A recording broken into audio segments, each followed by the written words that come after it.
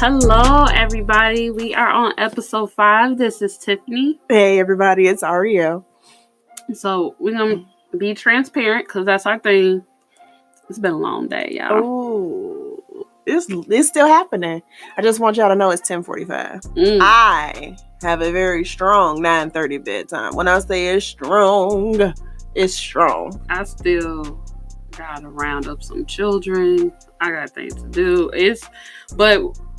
So, know that we're going to be time considerate. I definitely just ate, and I ate really fast for you guys because I didn't want to be smacking on the mic. But this is happening right now, and this is how dedicated we are that we still got it in. Absolutely.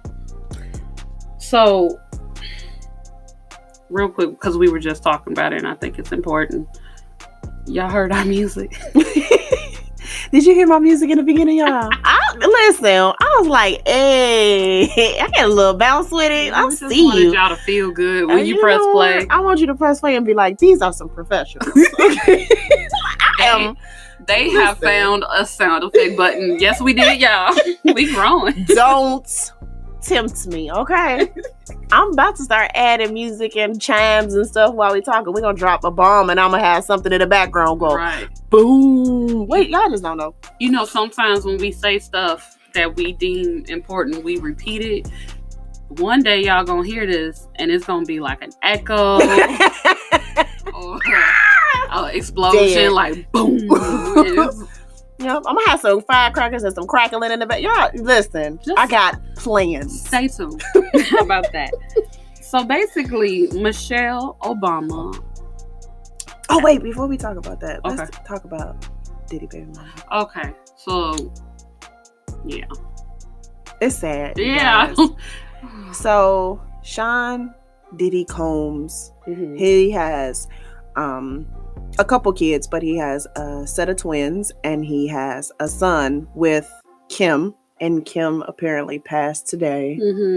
And they haven't said from what or anything. They said that she had called a doctor, said she wasn't feeling well, and then she was unresponsive and they weren't able to resuscitate her. So first of all, we just want to give our condolences to the family. That's terrible. I don't even know how those kids are feeling.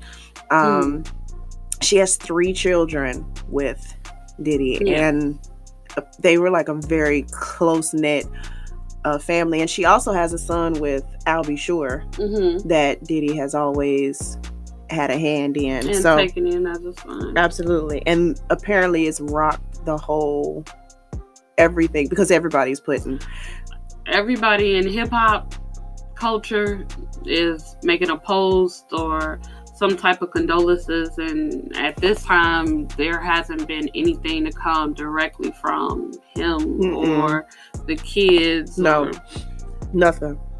I can't even imagine. One day your mom just has flu symptoms and the next day they telling you, that's a wrap. It's weird to me, and I don't know why this made me feel so shook when I saw it. Like my mouth literally dropped. Like, me too. I was like, wait, who? What? Because of course you're looking and you're like, this is a lie. Because internet, social media does that. They'll definitely say somebody has passed away and they haven't. So, but it was confirmed by Diddy's you know camp. What? Things move at such a speed now. Yes. I feel like we find out almost like in real time shortly after, because everybody's trying to find the next thing to share for the next moment. Yeah. So before, I feel like they used to make them up, but now it's just almost like we don't even wait for them to release anything. No. The media sources just put it out there. But I think we are like the products, we didn't come in and we're not like, we didn't birth with hip hop when it was born, but we are the byproducts of receiving hip hop in our generation. So for the influence that Diddy's had, where we can see from when he was in Chinese Can I just tell you that whenever I watch his Instagram page, I just be like, yes, just live your best life, Diddy. Like, I just want to live the way Diddy lives. And I'm not talking about with the money, although definitely not pushing that to the side. Lord, if you want to bless me with that, I'm with it. But just the carefree manner he has with his life. And then he switches it to business and he's like, we got to do work. And then when he's with his kids, it's just, he's with his kids. He's engulfed. The whole situation is just an extremely positive one. So I just love the way he lives his life, and you've seen his evolution, and that's the most amazing part to me. Yeah, but I think seeing him from the shiny suit guy with Mace running around and some forms being obnoxious in certain ways, in different ways we've seen him like grow into this mogul position and rest in that. You feel like you know him, like as a hip hop person, like you kind of know Diddy. So we've seen him be a father. We've always seen a father be a role in his life. We've always, like, he's one of the first people that we've been like, how did he managing these different baby mamas? You know what I'm saying? Like before we saw Lil Wayne doing it, we was like out here doing it. But we were like, Diddy is out here seeming to be way more carefree than my neighbor with all these different kids, right? He just look, kids that are his, kids that ain't his. I don't know if it's him. I don't know if it's the money, but he's handling this well, okay? And he's handling it well. And I think we saw through him that first feeling of like, no, I promote love here. I got different kids. They gonna be together. We gonna have this, close-knit. Let it be known that he don't care what nobody say about it. Oh, y'all got something to say about it? Well, and I'm gonna continue to do what. So today is still Thursday. What? And I think that's why it shook me, because she's been a known factor in that growth. Absolutely. In this family. So I kind of like immediately felt like I knew him, almost like Diddy's my, like, oh, that's close. Like, right. And I don't you don't bounce back from that real quick. I remember we were talking about him and Cass. And if people were talking about, how she's probably distraught about it and all these things. And I was like, I remember Kim said in an interview, if you are with Diddy and you don't end up an entrepreneur, a business owner, if you don't end up landing on your own 2 feet, some way, somehow you are stable, you didn't try. Like you just went in there blind. She said, because he will give you the blueprint. He will show you what it is that you need to do. And I ain't never seen her out here bad mouthing or wanting for nothing. So she must have had her pencil and her pad when they was together. Okay, so carry the one and then call the director of what? She all in it. That is just sad for him and those kids, because now clearly he is a single father. That's tough. Yeah, it is. So condolences. Absolutely. So basic. Michelle Obama, the GOAT. Just go ahead and sit out there. Every goal you want, goals, all of them.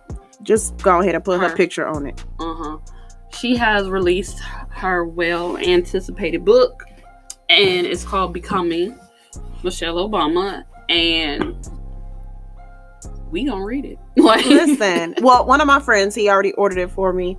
When it came out, I got an email that was like, this is on the way to your house. You know what? Y'all better come on through with the friendship, because I needs me a good book. And I had told y'all I got 6 more books to read, and now it's 7. I definitely have 7 books I have to read before the end of this year. But Oprah did an Super Soul conversation with Michelle. So in this episode of our podcast, we are really gonna mainly be talking about the gems we got from this interview that they had. The part one. But a quick gem: if you have never listened to any of Oprah's Soul Sunday podcast, go bless yourself. Go get your blessing.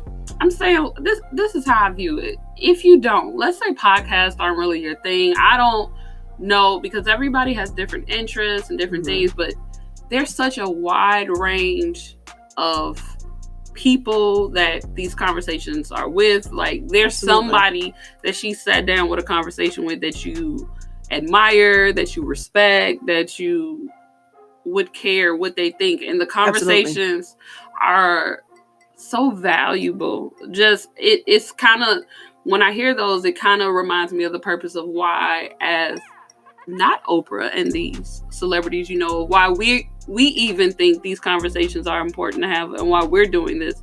But it's so honest and so transparent. Absolutely. And I've never listened to one of them and walked away and didn't just have a pocket full. Yeah, just felt good, felt like I gained something, felt better, even if just my mood was like, wow. Right. I was like carrying all my bags, but I'm gonna put a couple down because I just heard something really good. And I'm gonna put a couple down. It was awesome. So part 1 came out today, and Ariel is always dropping gems, right? She's always blessing her circle. Now this would be that sound effect that I talked about, that boom coming. Right. I'm sorry, continue. So she made us aware that part 1 was available, and as good friends as we are, we said we on it and went to listen, and it was phenomenal. So there's one key point that we definitely wanted to talk about and kind of share our thoughts on. But what was your overall feeling of that part 1? Listen, so what I get from this is how normal and just regular she is, and how in tune with herself she is. Yes. How well she is able to self-analyze from such a young age, self-analyze and figure out that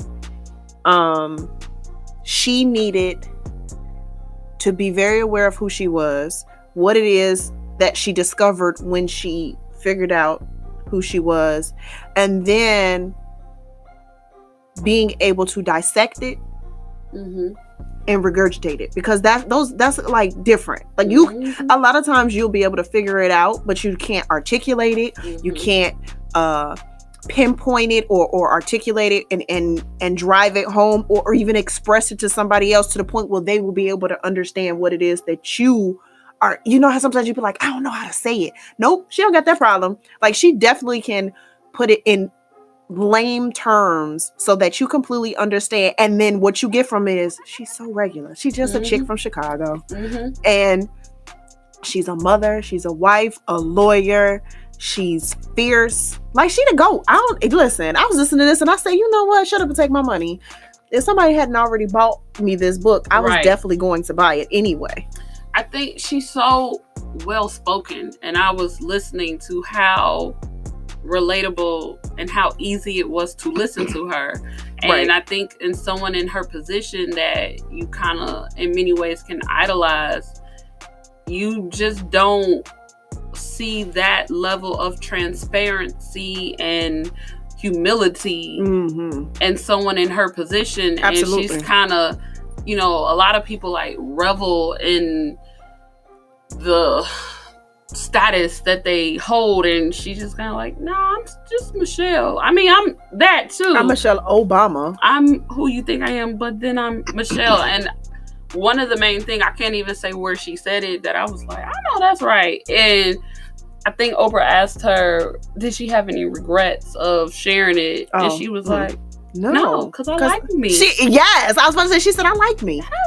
And I like everything that I had to go through to be me. I said, you know what, Michelle? Well, girl, because that was a point that I didn't like me. Listen. And then I realized that all of those things that mean me are important. All of them had to happen. Everything was necessary. And it's okay that it didn't go as you planned it in your head, the picture that you painted. The simplicity of the way she replied to that was, I was like, you know what? Is that my overall answer? I think so, Michelle. Like, I had to think about it. Like, because sometimes I don't like the ugly parts of me, but then I'm like, but if we gotta go to the highest number, I do like me. If we just gonna put as a whole, let me just, I like me. Yeah, that's true. I like how it sounds when you just say it in a definitive way. Right, just like, because there is a period at the end of that sentence. Because I be adding commas sometimes. So. I put 4 or 5 dots. You know how when you put those dots in the end, because I might be able to add something more. No. Like those thinking dots. Those thinking dots, like doop, doop, doop, doop. Yeah. No, that's a period. It might be an exclamation. Okay, like I like me too. Okay, cool. So one of the standout gems when Ariel and I we talked about it was the statement she made that was inside her book. Oprah was reading a passage from the book, and this is I can't read. I told Tiffany, I said, I can't wait to get this book so I can highlight, circle, star, underline. Like, this right here was everything, y'all. So we're gonna play the snippet and then we'll discuss it more. To learn. And what I talk about is the fact that there are no bad kids, there are bad circumstances. And you mentioned this phrase that I like so much. I think it should be on a t-shirt or something. Failure, you say, is a feeling long before it becomes an actual result. It's a vulnerability that breeds with self-doubt and then is escalated, often deliberately, by fear. And that this idea actually stuck with me, that failure is a feeling long before it becomes an actual result. You knew this when? Ooh, first grade. I could see my neighborhood. First grade, let me tell you something. I was eating crayons. Okay. I was putting glue on my hand and peeling it off when it dried. She's in first grade figuring out life. And that's the life. Do you hear me? That's the in tune with herself, the knowing who she is, the how valuable that is. And I think seeing that, so when you heard that statement, that failure is a feeling well before an action, what did you receive from that? That I needed to listen to it 4 more times because I needed to fully process it. Failure is a feeling way before it's an action. So instantly I thought to myself, how we sabotage ourselves. Absolutely. How you think about it, you haven't even done it yet. And you've already, when it comes to entrepreneurship, when it comes to school, when it comes to relationships, when it comes to anything, you definitely in your brain are like, I don't want to feel like I didn't get this done. I don't want to feel like I wasted my time. I don't want to feel like I disappointed. Like, which all is encompassed in failure, right? Yes. So these are these feelings that you're having. You're having these feelings of, let me not fail. And the failure hasn't even happened. And that's when you self-sabotage and you say to yourself, I ain't even gonna do it. You know what? It's probably not gonna work out anyway, so I'm not even gonna do it.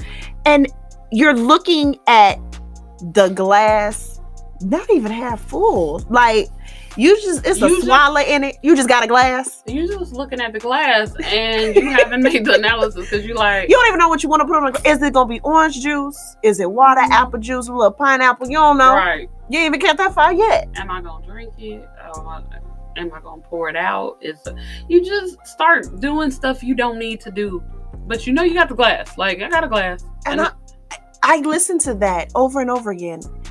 Failure is a feeling way before it's an action. And in this portion of it, she also describes how, as a child, she didn't want to fail her family, and she wanted to make them proud, and she knew the repercussions and how it would look and how she would feel if she did fail. Not that she ever failed, because clearly she made and this was about her education with her family. She's made those strides, but it was the feeling of their disappointment that she didn't want to touch. I think when I heard it, I felt like it articulated something I've always felt, but it's hard to describe because when people try to encourage you, they always kind of say, just do it. Yes. You can, it's possible. And you're like, I knew it was possible. I'm scared. Like, you don't know how to just outline the feeling portion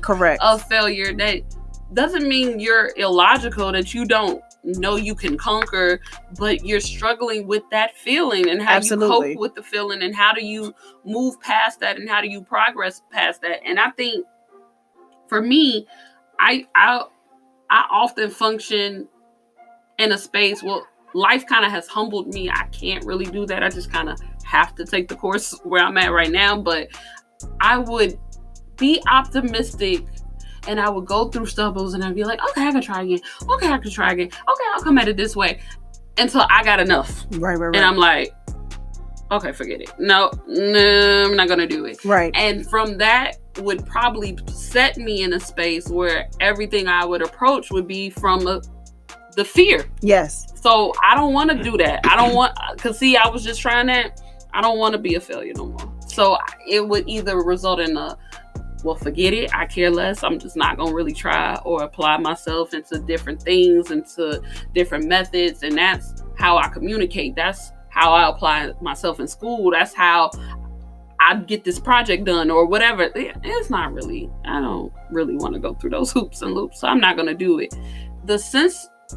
What I took away from everything I heard in there, she had value.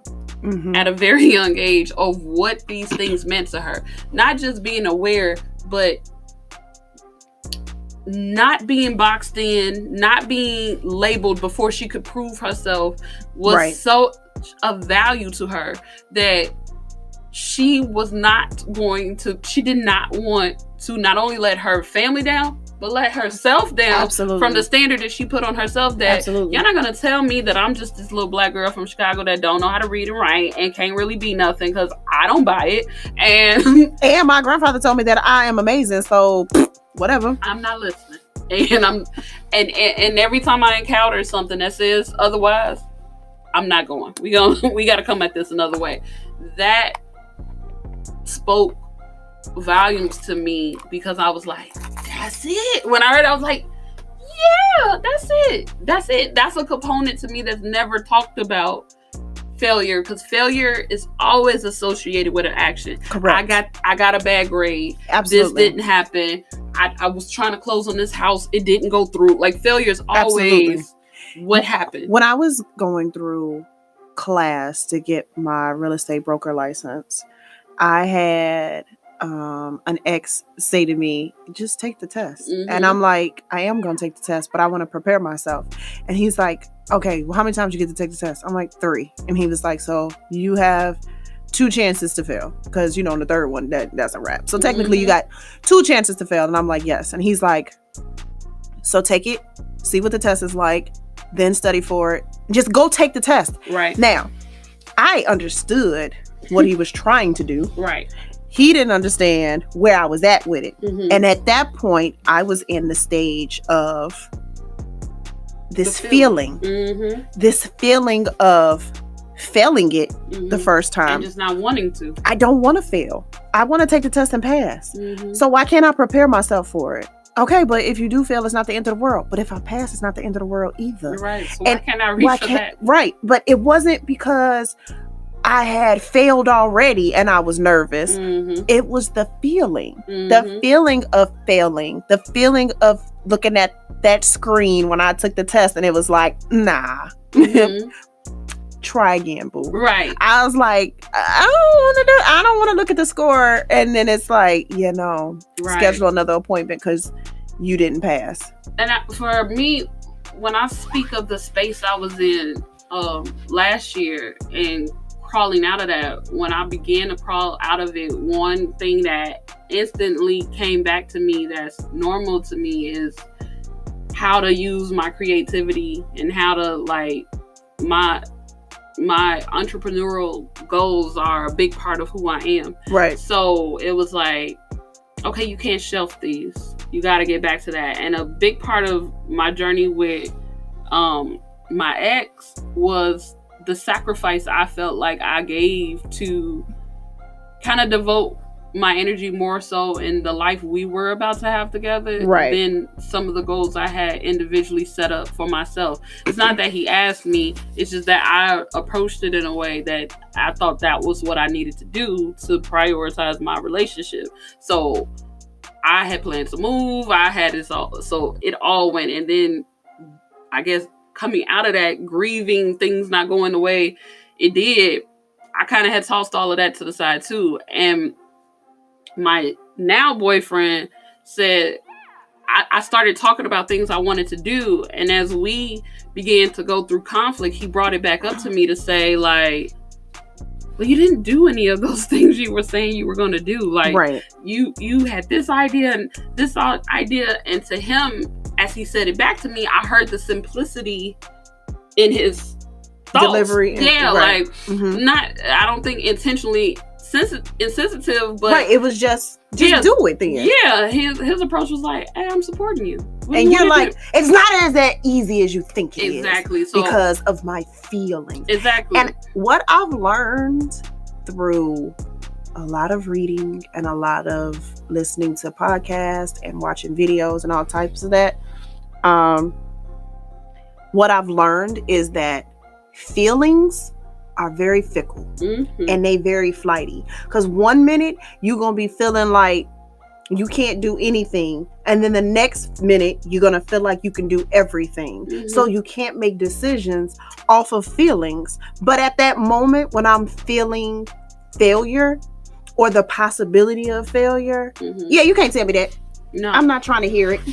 No, it doesn't seem like it's even obtainable. You're there, that's the space that you're in, that's how you're functioning, that's what you know. And so, like I said, when he came back to me and was kind of saying that, when I heard her say this, I identified that feeling of like, I identified that it was a feeling. When I heard her say this, I identified from that moment and other moments when I've talked to my best friend or I've talked to my mother and I've like tried to make sense out of why I'm handling things the way I'm handling them.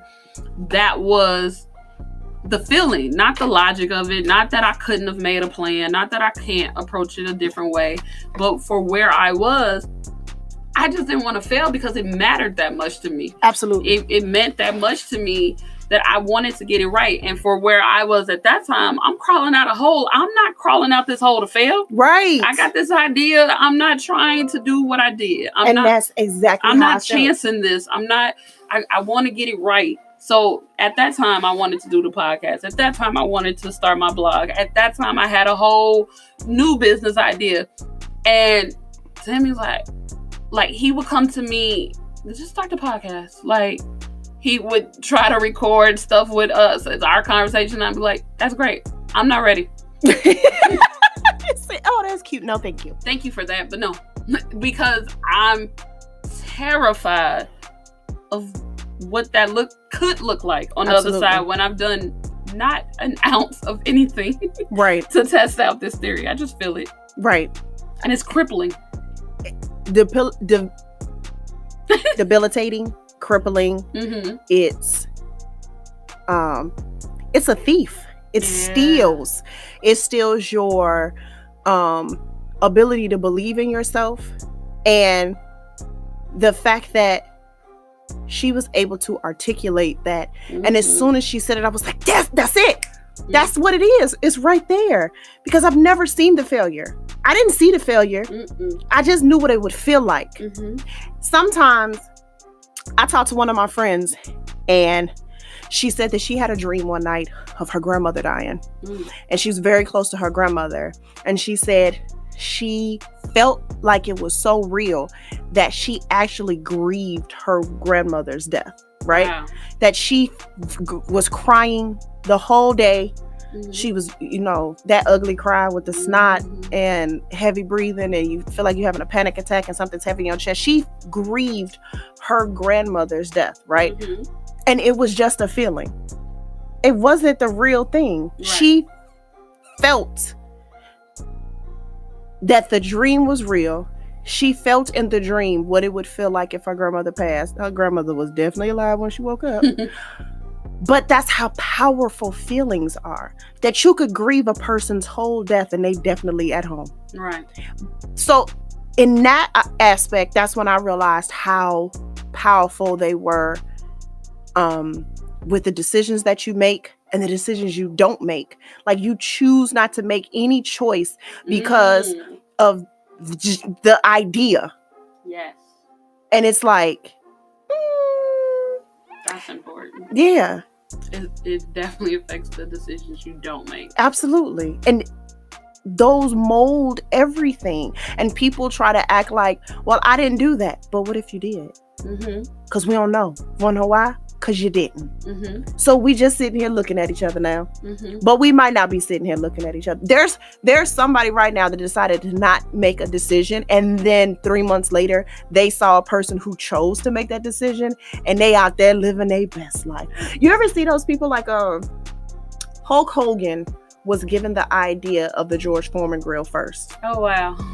Right? So I watched this interview. And George Foreman was saying like that they came to me second. They gave it to Hulk Hogan and he said nah. But what he did accept was one of those shaker bottles where it has the ball inside of it to mix up the drinks or whatever. Do you know of any of those? But with Hulk Hogan, but you knew exactly what I was talking about when I said a George Foreman girl, right? Exactly. Those type of decisions, right? Those type of nah. So. Don't sound that great. I'm gonna just pass on that. But it was a feeling that he had. He was like, nah, I'm not gonna do that. And that was a decision he decided not to make. And then that's just like other people. They decide to not make a decision because of a feeling. And then you see somebody who did make a decision because they didn't go off of their feelings. And here they are, billions of dollars later, and can't nobody say they don't know what a George Foreman grill. And I don't think any country, no, because every country knows how to make a grilled cheese sandwich with a George Foreman grill. I will make you an amazing chicken sandwich. Okay. Listen, people started eating healthier just because they could put it on their grill. Yes, I'm gonna grill these vegetables. They didn't eat fish unless it was fried. And then they was like, you know what? I could put a salmon. I only had catfish before, but I saw a salmon on the infomercial. I know what a catfish and a perch is, but I'm going to see what this halibut is talking about. What? Let me expand and see. Exactly. But it was a feeling, and here we are, right? So, like, I just feel like it's so important for us not to get wrapped up in our feelings to the point where they debilitate us. And I just feel like it's so important to acknowledge that it's a feeling way before it's an action.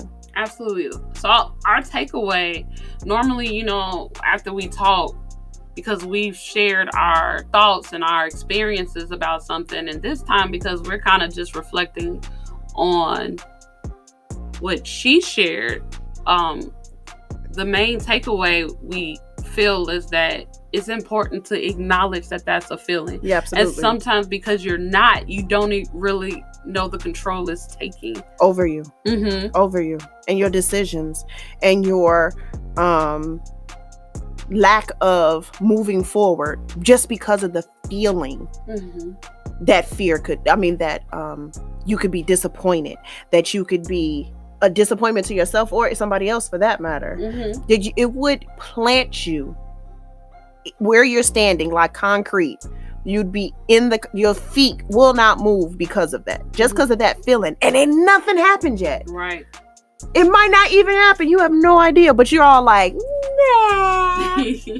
Listen, I'm doing a lot better with that, but it still creeps up sometimes, and it's overwhelming. Girl, mine don't creep. I'm glad yours creep. Mine be walking up in a room like, what's up? What we eating today? Can you go back outside? Hey, nah. Yo, I'm here. And I'll just be like, what's up, fam? We're not doing this today. Oh, but we are. Like, I don't want to do it today. Yeah. I think, mine, it's been creeping, but I've been more actively redirecting in places that I find security, I guess, right, and what I can do and what is obtainable. Even maybe if I'm a little fearful to jump somewhere, but I still want to go there. So how do I get there? Right. I'm coming at it a different way.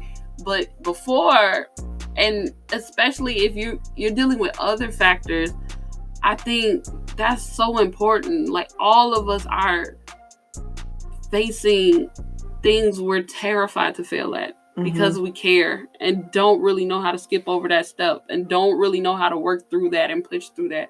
And that looks different for everybody of how to do it. But I think when I heard that, I was like, man, that's important. Absolutely. To phrase failure in that way, because some people they function in fear, and they're so scared that they know they feel like they don't want to fail. Some people go into hyper mode, so they just do absolutely any and everything because I'm gonna try to overdo it because I just don't want to fail, and you're not doing none of the steps you needed to not do. a single one of them, because you're just overdoing all. Because you step back a little bit. Look at this. Think about it. Take two of them. Two steps back, and then, like you said, the things you don't do, because sometimes we're so narrowed in on I have to do it this way to get to this point, that you're not seeing all the things you're not doing. Absolutely. In the in-between because of that fear, that feeling. I had a conversation with one of my friends today, and it had almost 97% of the conversation had to do with fear. And in this conversation, my friend says to me, I'm gonna do my friend's voice, but this ain't what she sound like. But just so you know the difference. So when she's talking to me, she was like, and I don't know. I just have a problem with Jesus right now. And I said, I'm sorry, what? And she's like, I said, so why are you mad at Jesus? I'm not saying I'm mad at Jesus, but I said, well, she was like, I feel some kind of way towards him. Okay, that's mad. I don't, we could try to dress this pig up if you want to, baby, but it's still a pig. And she's going on and on and on. And I said, why are you mad at him about stuff that you ain't doing? Just the stuff you not doing. He's doing what he's supposed to do. You're not doing what you're supposed to do. Tag, you're that's that fear. But you haven't even stepped out. You haven't done any of the things that you were supposed to do for you to have to feel failure. Like you haven't failed yet. It's the thought of failing. Got it. Oh, okay. Well, then you can't be mad at Jesus because you over here not going through. Or it's growing weary of the process. Absolutely. So it's like, well, I did steps 1 through 2, and I thought I'd start seeing something. Girl, that's like when you go to the gym that one time and you like, so I'm still fat. Yes, ma'am. You are still fat. I can still see your other chin. What? It might have taken her 6 months, and it might have taken her 3. And it might take you a hot year and a half, but do it. Anyway, and do it for the year. Do it. Because you want to get there. That's what's something you really want. Which episode is this? 5. Right. We might not get hot until episode 523. Guess what? Y'all gonna get 523 episodes. So get a memory card, okay? Because it's still happening, because you still gotta do it. Yeah. It has to happen. And I think a lot of people would be way further if, one, they acknowledge the fact that, one, it's the feeling of failure that originally halts them. And then 2, you can do it anyway. Do it scared. Yes. Do it afraid. Yes. Do it confused. Just do it. And then when it does fail, go, well, I know not to do it like that no more. Scratch that one off the list. Let's do it a different way. And then when you do it and you do win, go, girl, that wasn't that bad. Hey. You ain't that bad. You're right. Anything else? No, I feel good about that. Yeah. So you guys should check it out. This was only part 1. When we hear part 2, 3, 4, however many more. And after I read the book, because I'm definitely gonna come in here with my highlighters and markers for y'all. Because listen, if that was page 42 in the book, I don't even know what's gonna happen on page 442. Exactly. But I'm here for all of it. And we'll come back and update you on how blessed we were by the wisdom of this woman. Absolutely, because I'm so proud that this Black woman who embraces being a Black woman and used to be our first lady. One is from Chicago. Hey, throw it in the air and catch it. But 2 has never wavered from who she is. Yes. Ever. She's not like, she always has been this person. Now I'm pretty sure that Michelle get a little lit. You get to talking jazz out the side of your neck. She'll get some bars for you. I see that meme when she told that lady not to sit next to her husband. Well, I'm just appreciating her keeping it classy. And showing you, like, you can still be smart, you can be successful, you can, be a mom, you can be a supportive wife, you can have your own thing going on, and it's all possible. Do it.